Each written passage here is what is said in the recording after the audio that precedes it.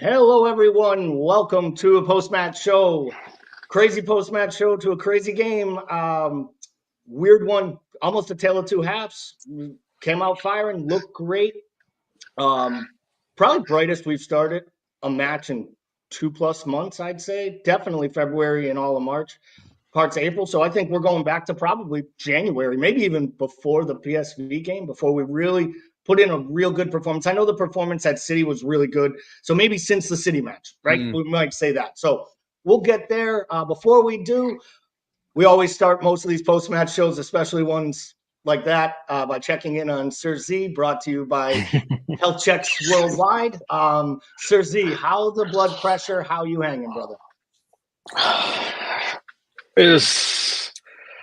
Blood pressure's okay. It was just more frustration. Obviously, I know I can foreshadow what Kaz is going to say, and some of it, I kind of agree with. As sounding like a complete head loss, just watching the last few games. I mean, obviously, I'm happy we won and so forth. It just the lack of game management to see out a game. It's kind of it's scary going into a new season. He's done wonders with someone else's team. Is great, But either way, I mean, he came into this Premier League first year, and he's shown Arteta up. He's shown Pep Guardiola up. Like he's basically shown a lot of people up, and especially Arteta. And Arsenal fans must be spewing, seeing how Slot's come in and just basically won the league in his first season. You look at Man United, how many managers they've gone through after Ferguson left, and everyone thought we'll have the same demise, and we didn't. But saying that, just I don't need this. My health doesn't need this. We're so close to winning this league, and we just need to see it out. And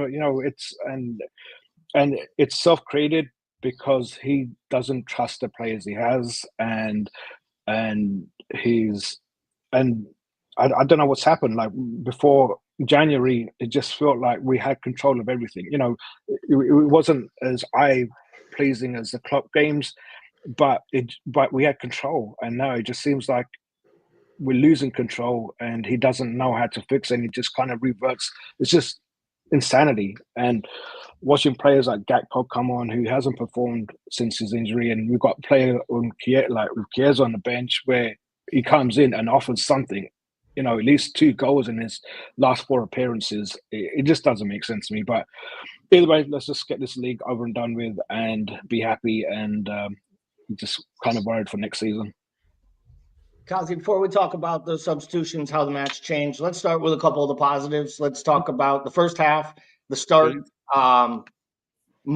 I thought Mo was very lively on the ball. You could see he was at it. That pass is an absolute gem of a pass. And Diaz makes an outstanding run and gets his feet right, to one time. And I know it's harder to miss that, but God knows we've watched Darwin hit the corner flag on that run. So exciting half. Taking Salah aside, talk to me about Jones, Gravenberch, because it felt to me like in the first half, the two of them and McAllister, the midfield looked kind of rejuvenated a bit, played a little better. McAllister was linking things up, but Jones felt like he was everywhere, making all the runs. Is that the best version of Curtis Jones, that number 10 getting into the attack, but still getting back and doing his work defensively? Yeah, I think so, mate. Yeah, I like him in the 8-10 role. I like him in that Szoboszlai role a lot. I thought Liverpool were brilliant first half. Really, really good. And I said the biggest disappointment, it should be 2-3-0. We should be killing the game. It shouldn't be close. West Ham didn't touch the ball, didn't really create much. We give them a bit of hope with that corner that Mavropanos should score from on the stroke of our time, really. When it's a free header and he hits it over the bar. But other than that, they offered nothing. West Ham and Liverpool were Diaz was unbelievable. Diaz was unbelievable. Every time we got the ball, he was great. Strong, quick, and Jones was brilliant. Gravenberch, they were all fantastic. And that's what makes the second half so much more frustrating. Because I really want Liverpool to kill these sides off. Like, we should be making that 2-3-0. And that's where my frustration bears from, lads, when I've been talking about it in the Discord a little bit. But, going back to the first half, we were just tremendous. And Salah, brilliant. Everyone was great. And, it's so weird in the second half that we just choose to play within ourselves a little bit. It's just like, go out and make the game 2-0 in the 60. Let's have a party. We always have to make it hard for ourselves. And my frustration bears from, gents, I want us to make an attacking sub when you're 1-0 up. Make one where it's like you throw a curveball in at me and you throw an Elliot in the 8 and go, no, we're going to win this game 2-3-0 and it's not going to be a sweat. Do you know what I mean? This Premier League, we said this in the pre-match, that front three for West Ham can start for most Champions League sides. Let's be straight with each other. So they're going to be dangerous in times in the game. Kudus was great second half. I thought really good, so strong. Couldn't get the ball off him. And then we're lucky Bowen wasn't at his normal run of the races. Because if Bowen's at a run of the races, he scores one of those 2 opportunities. Exactly. Mate. And this is the point, the other side are going to have chances. You've got to try and kill the game off. You've got to try and win 2-3-0. I can't remember the last time Liverpool won by 3 clear goals. I just don't remember. I have no idea. Was it this year? Maybe. I don't know. I don't know what's happened, mate. But again, so the subs have come on, and I have no idea why he's made the Diaz change. Diaz has literally got his fullback on toast, the left wing, and you brought him inside. And I know you don't like playing Gakpo down the middle, and Diaz has done bits for you. Just leave Diaz outside then and just make another sub. Just don't bring Gakpo on. And just leave Diaz where he is and go, you've got the better of him. He's literally our outball at the moment, was Diaz. He was the outball. And he makes the sub and then Diaz can't get back into the game. It just seems a bit too negative for me. If I'm honest, that's the word I'm going to go with. It's just a bit too negative for me. It's a bit too scared. We're at home, we're dominating the game, and I just want to see Liverpool make it 2 or 3. That's all. That's where the frustration bears from. By the way, West Ham are completely justified for an equaliser. West Ham don't deserve to lose that game today. The West Ham deserve to be on the losing end. For West Ham, a great second half. They created more than Liverpool in the first half. Like, as you just said there, Bowen's chances were great. Fulcrum gets the bar nearly at the end and nearly gets an equaliser. So, but listen, at the moment, I don't care. Liverpool just have to win the games. Liverpool win the game, and I don't care how they do it in effect. So, Brian, let's talk about the defense a little bit, specifically the goalkeeper, because once again, I mean, you could argue, granted, Virgil gets the goal after kind of being at semi-blame for the goal that Robertson gives up as an own goal. I think neither of them cover themselves in glory on that play. But Alisson, once again, big moment, big man steps up. He shows why he is a clear choice, number one, why he is the best goalkeeper in the world. I don't think it's really a question. Penalties aside, the man is unfallible, in my opinion. So what is it about what he did today? And will anyone ever convince him to stop clearing the ball with the outside of his left boot? Because every time he does it, there's a 3-week hamstring break. I feel like he's got like a Disney plan. So he just cleared that thing, and he's like, well, I'm going to Disney with the fam, guys. Sorry. But what was it about Alisson today?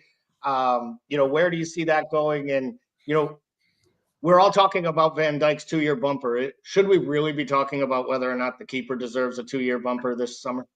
Oh, absolutely. I think that you have to tie Alisson down here for at least another 2 seasons at least right there, because I don't think that Marchiavelli is even, like I said before, is never going to come to Liverpool.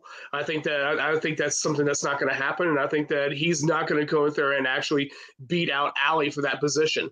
So I mean, today right there is, I mean, some of Ali's work is this world class. He's world class. I mean, he's probably easily in the top 5 keepers in the world at the moment. I mean, and that's it. And maybe like what Slot was doing beginning part of the season, passing off right there to Virgil or to do the free kicks. Maybe we need to go out there and go back to explore that thing. I know as much as it frustrates everybody right there with that trend of passing off the fullback to do free kicks, but I mean, maybe we need to go out there and think that to expand to keep him active for another 2 or 3 seasons. Because I mean, he's 31, correct? I think the Ali's 31. So I mean, you still technically have another 3 or 4 more seasons and playing in the top at the top positions. Because I think Summer played till he was still playing, and he's 35 now, something like that. I mean, so you have a bunch of players. I mean, they can play for a lot longer. I mean, we just need to keep Ali tied down, but it's all in Ali's wishes and whether he thinks that he's at this level, and I think absolutely he is.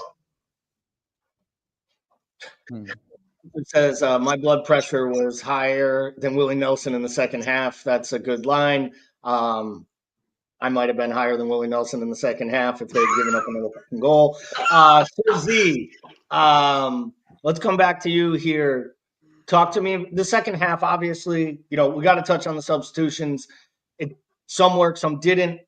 I didn't disagree with them as much as I think Kazi did, for the plain fact that I never anticipated or expected to see Chiesa or Elliott. So, whenever I talk now on our shorts, our Discord, I talk about what I would do, but then I also back it up with what I think the manager would do, because after 50 matches, we all said, give everybody a season, it feels to me like he's had his preseason, he's had the first half of the season, and now he's had the second half of the season. He's made his decisions.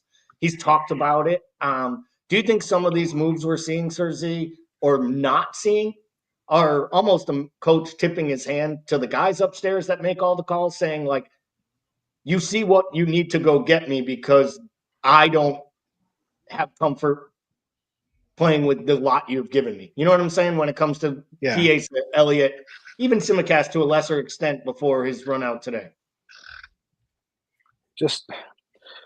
I agree with what you're saying. Like, we all, during the week, we make these predictions of what players we think will play and whatever, but we know Slot, he just doesn't change. And so, if we can see it, and opposing managers will be able to see it, the midfield is predictable pretty much, and that's why we had probably the best midfield trio up until January, and then everyone found us out, and PSG showed the blueprint to that by crowding out that midfield, and that's why we lost to them, lost to Newcastle. That's why, we lost to Fulham, and it's just predictable. And for me, if Slot's trying to make a point to, Hughes and Edwards, we just have to see, like, both Elliott and Chiesa, when they've come on, they've produced. Probably 8 or 9 times out of 10 they've produced. Gakpo hasn't. So since Gakpo's injury, he hasn't. He's kind of reverted back to the Gakpo that we bought when he first came in, and trying to find his feet. So the subs are frustrating. It's like we can all see what we need. We're 1-0 up. We've seen this movie before. We know how it plays out, and it's just, West Ham scoring. You could have bet your mortgage on it that West Ham were going to score, and we should have strengthened from a point of in a position of being strong, and that's where we should have, like, put the full throttle on and bring on Elliott or Chiesa instead of Gakpo, who's just not the same player. We just got too defensively. The subs were just too defensive, and we were just inviting more pressure in. As much as I like to see Endo come on and so forth, I don't think Tsimikas had a bad game. I wouldn't have taken him off. I would have kept Tsimikas on and brought on Elliott or Chiesa, and just have that bit more impetus up front. Is continuing to play Jota, who's offered, apart from the Everton game, obviously he's got that goal, but he really offers nothing in the game. And I love Jota. It's one of my favorite players, but he's just not offering anything. And it's just insanity. It's just what we're seeing is just insanity, and we just keep getting away with it. And thank God the season's almost over. Yeah, this is, to me, I think I have seen this before. I guess that to me is like, this is what I always feel like happens to teams and sides as they get closer and closer to securing a title. Like, the matches get uglier, they get a little bit more slugfesting. We watched this movie with Klopp as well. I think these sides, Kazi, you roll your eyes, but you act like we didn't have 2 of the last 4 years where we were ahead at Christmas 5 of the last 8 seasons. So this has happened to the side, and some of it's been injury, some of it's been performance-based. I think guys get tired. I think he didn't rotate enough throughout the season. I don't disagree there. I would have liked to have seen more rotation consistently, especially in the midfield. The whole Gakpo thing, Gakpo is part of the long-term plans for this future. And I think the manager is trying to play him back into form. I don't know if it's the right decision or not. I'm not saying it was today specifically, but he's not going to ever look to that bench and put in Chiesa before he puts Gakpo in. He's not going to do it. And maybe that's a fault, but that's also a loyal thing that we've seen from other managers that have done the same exact thing. Like, I don't remember any time last year where Klopp looked down that bench and didn't go to Darwin, even though we were screaming at times, not Darwin, not Darwin, give someone else a chance. If he's the fourth attacker on the bench, I think he's the guy that's going to get the shot. And so let me ask you, Kazi, you had a problem with the substitutions being defensive. Both Bradley and Simicast looked like they were dragging a little bit around the 60. Were you at least okay with at least bringing in those two pieces to shore up what he basically did? At least he brought on defenders to defend. I know it doesn't help that Robertson gives up the own goal, but I think it's a two-parter. One, I think he wanted to make sure he had fresh legs, and neither guy played more than 60 minutes since December. Yeah. And the second part was, which is probably on the manager too, and the second part was the fact that I think he did want to give Robertson a chance to get back out there and get the memory of Fulham out of his head. Doesn't help when 5 minutes in, he's screaming at the captain after giving up no goal. But what about the fullback specifically? Yeah, I don't mind the fullback changes. I don't mind them, fella. I thought they were the right decisions to make on that in that sense. The reason why I rolled my eyes when he said, "Oh, these games get into a slugfest," it didn't have to be a slugfest. It doesn't have to be. It's up to you to make the decision. It's up to you to say this is not going to be a slugfest. It's not going to be one of those days. I'm just saying the subs that were made give the initiative back to West Ham. That's all. So, for example, you just said that he doesn't rate Chiesa and Elliott. No problem. But if you have a threat on the pitch like Diaz was a threat today, you don't change his position. That's fucking wild. That's absolutely wild. He's the threat he's the outlet.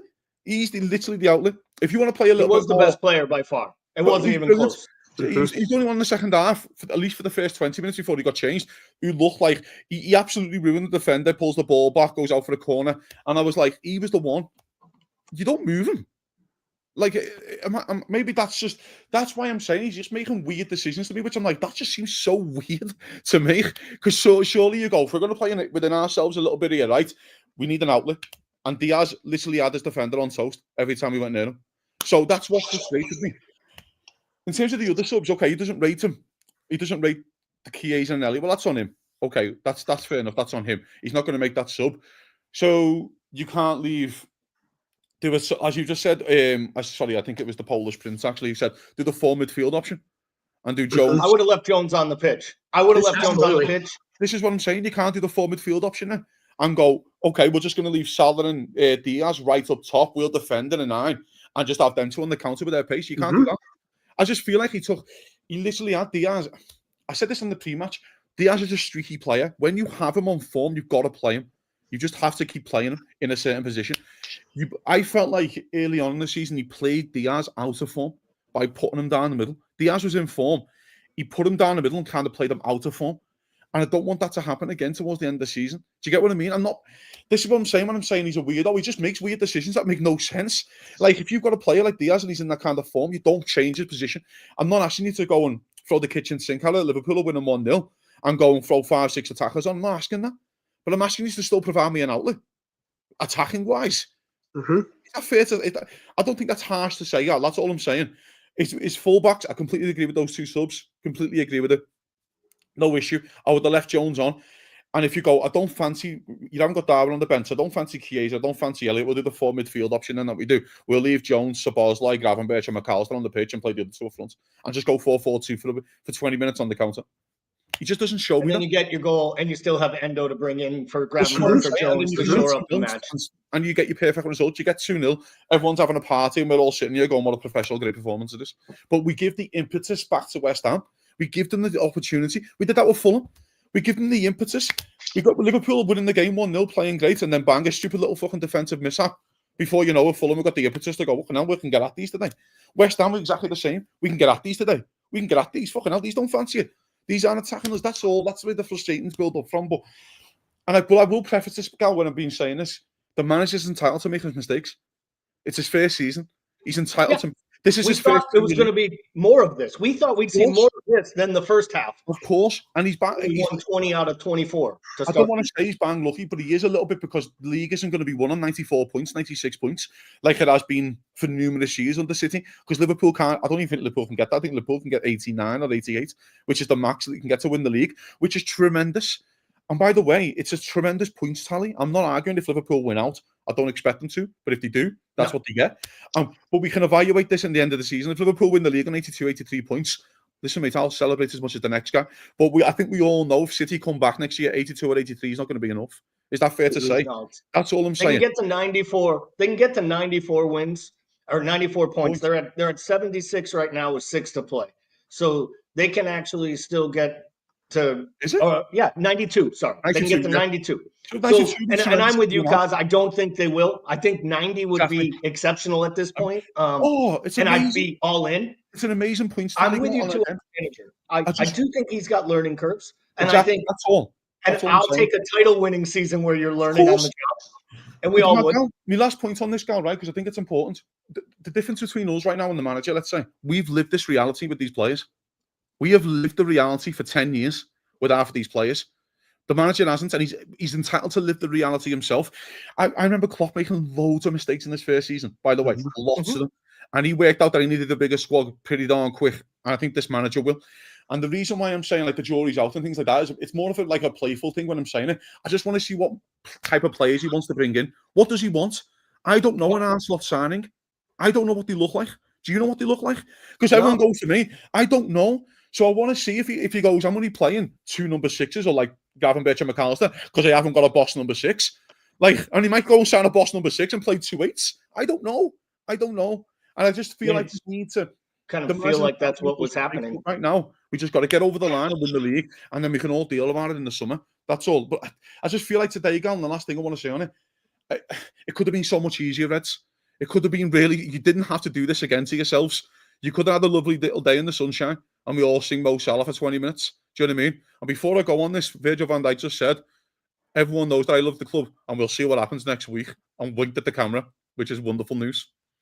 Yeah, the kiss the badge right in front of the corner of the cop. He might as well pulled up a shirt that said, I signed a deal today. Like instead of the why always me, it's just like pulled it over his head and just been like this. I'm signing tonight. I wanted Mo to have a day in the sun. 2 weeks from now against Spurs is my day because that's the day we win the league. Liverpool 6 points away from winning the league. There were 2 big questionable kind of not controversial, but they were questionable calls or discussion points. One, the handball on Ward-Prowse. I thought it would have been harsh as hell. I understand. I think the league tried to get away from that. Remember when Eric Dyer jumped for a corner and the Man United player pushed his arm up by jumping, and then he got called for a handball after it came backwards off one of his teammates' heads. Felt like they got rid of that, so I didn't have a problem with that one. Brian, what about you? With the foul, non-foul on the McAllister tackle right before. Looked to me like the defender knew he was there and tried to make a meal of it. We've seen a lot of those given. Were you shocked that the ref in that instance with the linesman right there didn't start waving his flag even post once he realized the corner was coming? No, not surprised at all. Nothing surprised me with the officiating right now in this league right now. I mean, they're not. Did you think it was a foul? No, I didn't think it was a foul. I want to say. All right, let's. Going back to, I think our rating of fouls right there. I mean, versus I guess thinking about the rating of fouls right there that we have currently, and with people thinking that every little go in is a foul, is kind of like really throwing the game into disarray in my opinion. I think that there's going to be some hard challenges right there that happen right there. I'm not talking like stuff you saw in the 80s or 70s and things like that where you're like basically taking out players, but it's a physical game. I mean, so some of these tackles that go in are not going to always be fouls, and always not going to be things like that. It's just a hard challenge. We'll move on from it right there, So I was fine with it. So the one that I want to mention, which I want to mention in the first half, when McAllister and Salah do a 1-2, and then Salah tries to stay on his feet when Wan-Bissaka steps right across him, and if he just goes down, then he gets a pen. So I don't want to that's clearly a penalty. You clearly obstructed Salah from getting a shot away. Salah tried to stay on his feet. The keepers picked the ball up. So what you're telling me then is Mo Salah should go down and Mo that. Well, he's not going to get a pen then if he tries to stay on his feet, is he? Because that is a pen. That's what I hate about the whole thing. Crazy. So let's get out of here on this one, guys. Let's do a quick round robin, man of the match. Maybe someone that you were less than. Maybe give me the highlight for you and a player who you think maybe needs to step up, either given his minutes off the bench. Sir Z, I'm sure you're going to go with Gakpo. But in general, for you, Sir Z, we'll start with you. Who is your man of the match? Who really needs to step up and improve over these last 5-6 fixtures if they're going to get more minutes or still have a role here at the club moving forward? Diaz man of the match for sure. I'm not sure how Salah got it. As much as I love Salah, and obviously it was his day, inverted commas, but Diaz last few games, he's been excellent. He's probably been our best player for the last few games. So Diaz definitely. In terms of stepping up, who do you pick? You've got Gakpo, Szoboszlai, Robertson, but I think it's a flip of a coin between Szoboszlai and Gakpo. I know they both came on as subs, but neither one of them have impressed. Szoboszlai hasn't really been on top of it for the last few games as first choice pickings, and Gakpo's been poor as well since the injury. So it's a flip of a coin between Szoboszlai and Gakpo. Kazi, how about you? Best player of the match, player who needs to step it up here moving forward. So, I mean, yeah, Diaz is probably a fair shout. Salah was tremendous. Jones was tremendous as well. And again, I hope Jones starts the next league game now because I feel like that should be his position. But the one it's Jota, man. Jota. Like, Yeah. You're going to start. We don't know what's happened to Darwin, by the way. I don't know if he's injured. I don't know if that's even been mentioned. I don't think the manager's mentioned anything just yet. Hopefully we find out post-match. But if you're going to start for Liverpool, Liverpool needs 6 more points. I think Liverpool will get 6 more points with or without Jota. But you're playing for your Liverpool future here, fella. Like, you're not going to go to a big club in Liverpool in your next move, I don't think. So you've probably got 6 or 8 games to really get onto form and really kick on and see what you're about again. Because I didn't think he was awful. He's off the ball, lads. He can't run. You can't run. It's one little quick change of pace and can't get going. It's really sad to see, really, because of his injuries, and it's, you know what I mean. But the manager's taking it off and bringing his best player, says he just said, down in the middle, and he's taking the best player out of position because of yourself. So I'll say Jota. Brian, how about you, buddy? Man of the match needs to improve. I'm sticking right there with Diaz, who I said on Thursday was going to be impact player. So yeah, Diaz definitely, and I'm with the Kazi right there. Jota right there is just. I mean, I'm just seeing the end is nigh, as I said right there in Discord right there. I mean, I watched a couple of times where he was completely out of position there. I mean, almost playing like in the center and the center circle, almost going on the opposite side at some points right there when we were on the ascendancy right there. So I mean. I just see a shell of a player at the moment right now. I mean, not that I can say that he was, after, like I said during pre-match, he came in after these injuries and he hasn't been the same player.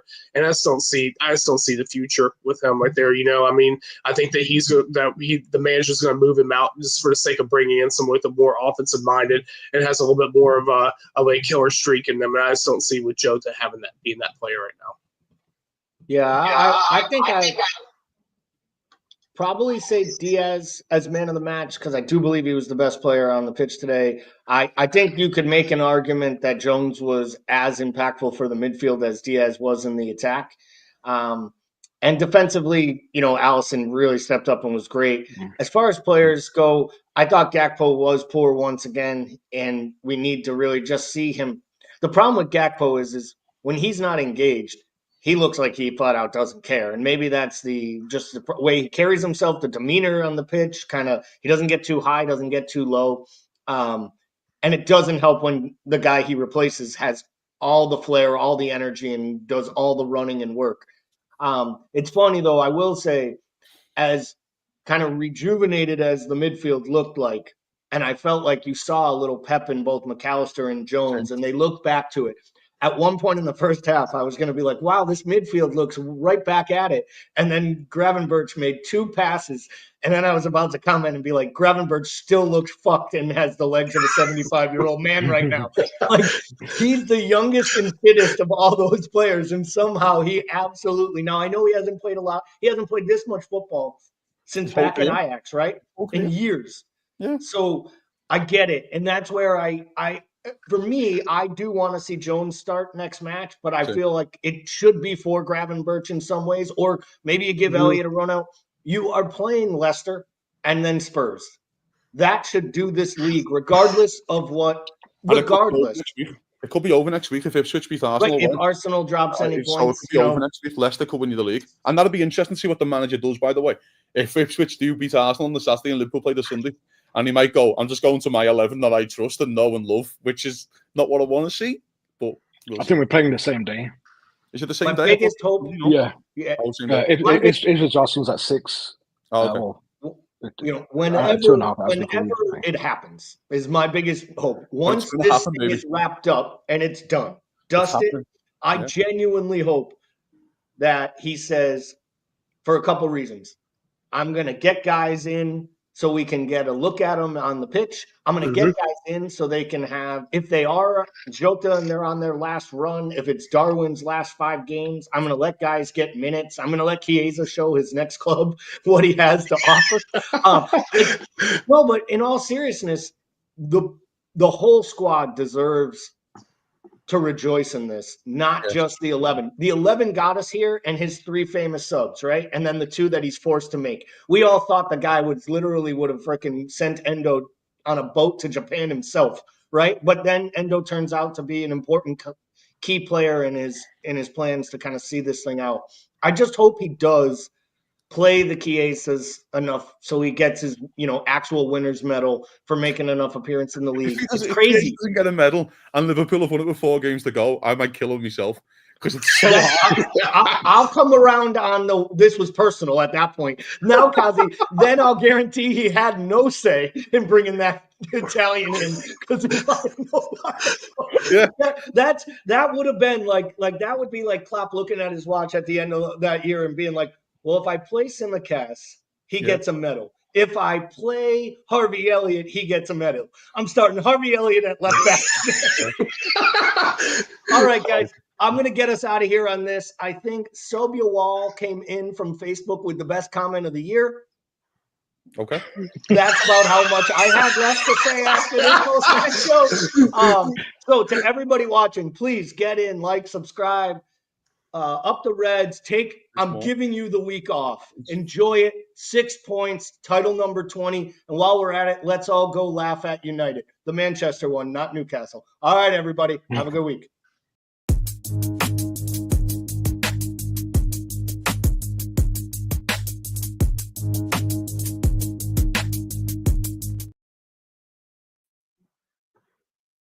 All right, buddy. Have a great day. Hey, have a good day. You got it.